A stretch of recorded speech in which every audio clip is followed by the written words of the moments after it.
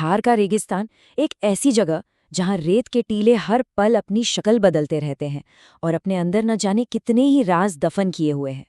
आज हम ऐसे ही एक राज से पर्दा उठाने वाले हैं, एक पूरे के पूरे गांव की कहानी जो रातों रात रेत में कहीं खो गया।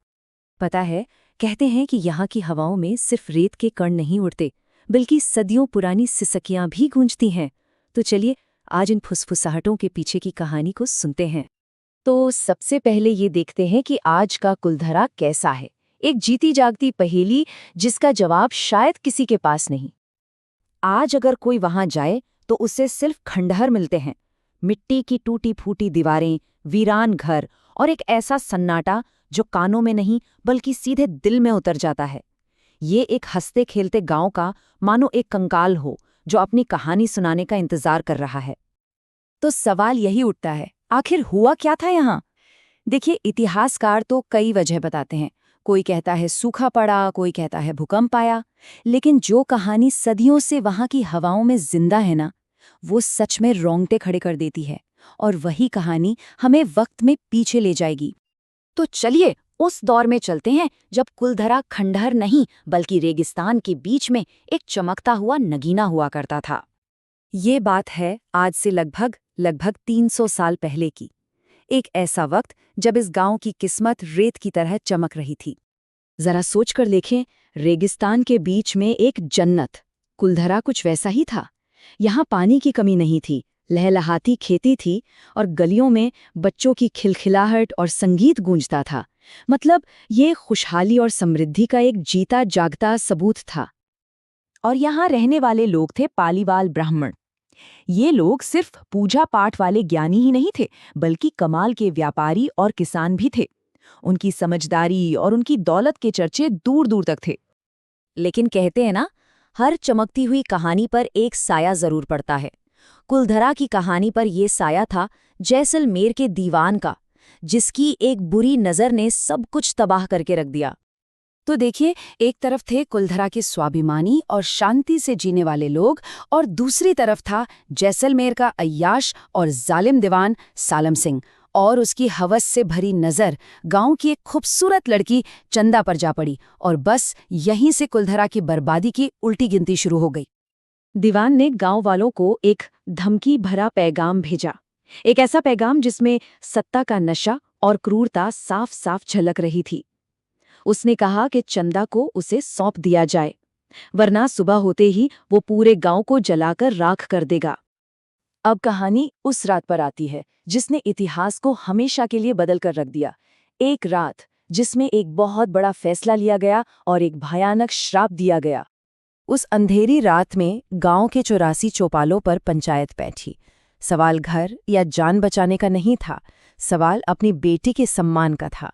और उन्होंने एक ऐसा फैसला लिया जो आज भी मिसाल है। उन्होंने जुल्म के आगे झुकने के बजाय अपनी पुरखों की जमीन, अपना घर, अपनी हर एक चीज, सब कुछ छोड़ने का फैसला किया। और फिर सिर्फ एक रात में पूरा का पूरा गांव खाली हो गया। लेकिन वो लोग खामोशी से नहीं गए। जाते जाते उन्होंने अपनी मिट्टी को एक ऐसा श्राप दिया जो आज भी कुलधरा की हर दीवार में गूंजता है। उन्होंने कहा कि आज के बाद इस जमीन पर कोई दोबारा घर नहीं बसा पाएगा, कभी नहीं।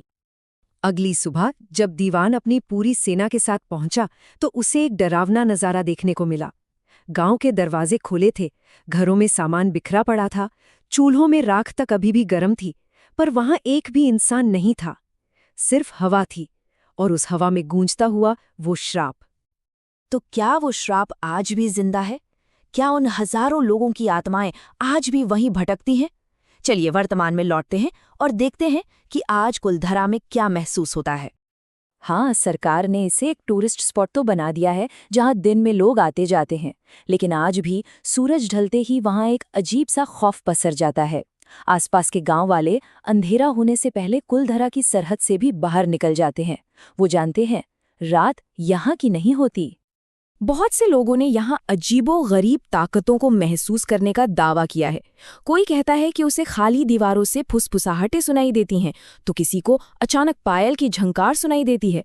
कई लोगों ने तो बिना पैरों वाली परछाइयों को चलते देखा है या फिर अपने कंधे पर किसी बर्फीले हाथ का स्पर्श महसूस किया है। अब ये सिर्फ कहानियां हैं या उस रात का दर्द जो आज भी वहां कैद है, ये कहना बहुत मुश्किल है। तो कुलधरा की कहानी आखिर है क्या? ये सिर्फ एक वीरान भुताहा गांव की दास्तान नहीं है, ये अपने सम्मान के लिए दी गई सबसे बड़ी कुर्बानी की कहानी है। लोग कहते हैं कि आज भी चांदनी रातों में उन पालीवाल ब्राह्मणों की आत्माएं अपने गांव की उन्हीं गलियों में भटकती हैं। शायद वो अपना खोया हुआ घर, अपनी मिट्टी और अपनी वो अधूरी कहानी आज भी खोज रही हैं। तो क्या कुलधरा महज मिट्टी और पत्थर का एक खंडर है, या फिर एक ऐसी जगह है जहां गुजरा हुआ कल आज भी सांस लेता है, जहां अतीत की चीखें आज भी हवाओं में गूंजती रहती हैं? इसका जवाब शायद किसी के पास नहीं। कुछ कहानियां किताबों में नहीं बल्कि जगहों में जिंदा रहती हैं। कुलधरा एक ऐसी ही श्रापित कहानी है जो आज भी वहां की रेत के हर एक कण में जिंदा है और शायद हमेशा रहेगी।